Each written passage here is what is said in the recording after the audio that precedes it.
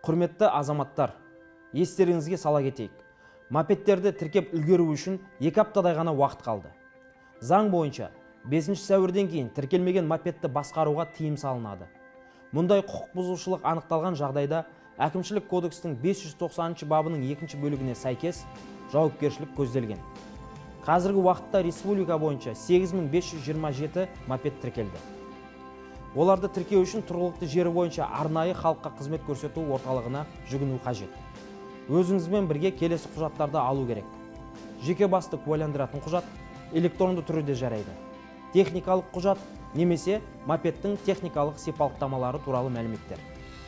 Содан соң өтінішті толтырып, мопедті тексеруден өткізіп, көлік құралын тіркеу туралы куәлік және мемлекеттік нөмір алу үшін мемлекеттік баждарды төлеу керек.